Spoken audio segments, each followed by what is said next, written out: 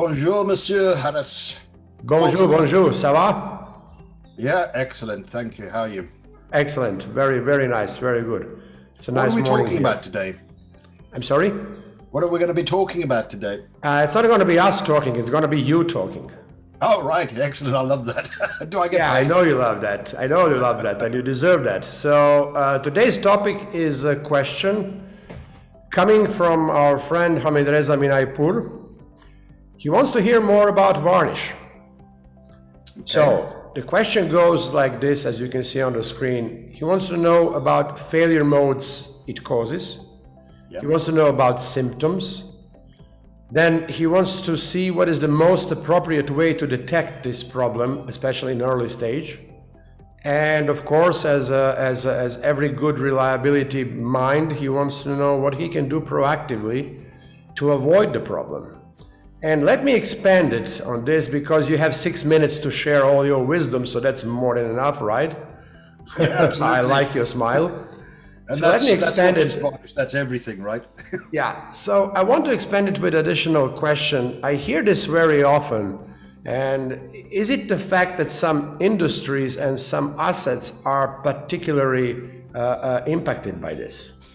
Yes, that's a very good point, actually, because you do find, to some extent, certain territories, certain industry types, and certain machine types are more affected.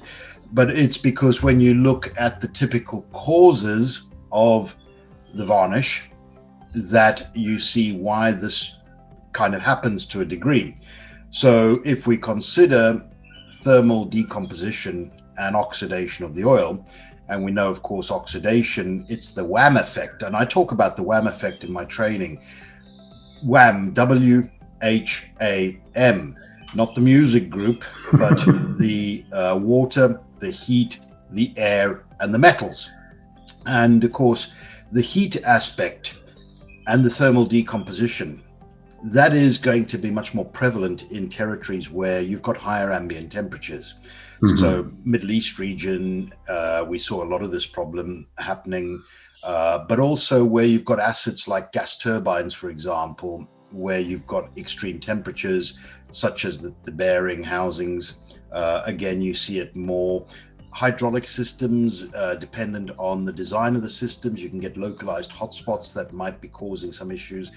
But ultimately, what it boils down to is the oil becoming stressed, or even better, think of it as the oil becoming distressed. Now, obviously, oil doesn't have emotion. I wish people did treat it as a living thing, but it does get distressed at times. And there are a number of factors that may drive that. And as I mentioned with WHAM, water, heat, air bubbles in the oil are problematic. Certainly. Now, you may remember, of course, when you had a bicycle pump and you put your finger over the end and you squeezed the pump. How did your finger feel? Hot. Yeah. And just how hot do you think an air bubble would be if you were to squeeze it at 200 bar pressure in a hydraulic system? Well, up to 800 degrees centigrade. Exactly. The ideal gas laws, if we use those, the adiabatic compression taking place is up to 800 degrees centigrade. Now, that can lead to localized hotspots, but also we term it microdieseling, because like a diesel engine, the oil can auto ignite at those temperatures. So we have this stressing effect that's causing issues. There is another factor that comes into play, and that is the type of base stock that we're using. Now, those that are familiar with the American Petroleum Institute's group rating for oils, for the base oils, you've got your group 1, solvent refined, you've got your group 2 and group 3, hydrogen processed and hydrocracked. And then, of course, you're getting into your group 4 polyalpha olefin. Now, when you get into your group 2s, 3s, 4s, you are seeing a much more pure base oil. There's a lot less impurity, which leads to several problems. It affects the ability of the oil to hold its oxidized molecules, often referred to as the varnish holding ability, but it also impacts the oil's ability to dissipate energy.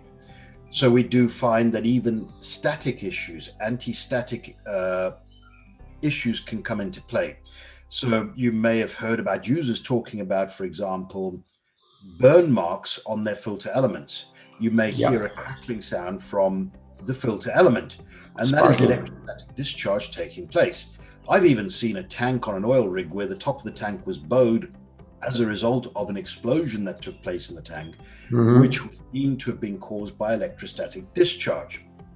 So that in effect then has an issue. So base oils is one factor, but then of course there are also additives.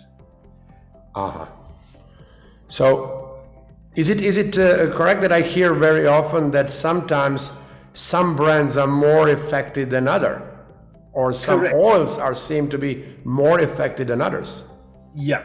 And it is true to say that there, apart from various regions and various machine types being more associated with the problem, even certain brands seem to be more of an issue, which was really down to the formulation, the Panatype additives. Now, I don't want to sound clever here because I'm just reading it from a screen, but Panatype, phenyl alpha naphthalene, naphthylamine, I should say, is actually one of the affected types. Now, most of that is now a level playing field in terms of the brands. So brands are not so much of an issue anymore, really, because of course they've understood that problem and it's much more under control. And so what it really comes down to is the end user themselves. So as we said, geographically in terms of ambient temperature, the type of acid, but also the most important thing, of course, is additive depletion at the end of the day, because additive depletion, loss of the additive package from the base oil, means that oxidation then starts to take place at a greater rate. There isn't the inhibitors and antioxidants that can actually control oxidation. So yeah, it comes down to the end users. And of course, that means obviously following best practice to avoid the wham effect, the water, the heat, the air, the metals. So we simply want to have good, clean systems, free of wear metals, free of solid particle contaminants that cause wear metals, free of air, free of moisture, and kept out of the heat, unnecessary heat. And that I want to stress, unnecessary heat, because in places like the Middle East, I often see the oil stored outdoors in the middle of summer. And we're not talking at the end user necessarily, sometimes at the actual supplier stroke distributor. So some of these oils are being stressed even in storage before they go into the machine. So I think that would safely conclude our root causes. So when we talk about failure modes and causes and the symptoms, I think the next thing would be to probably try to understand what the varnish actually is, and therefore how it leads to the actual failure modes that it causes.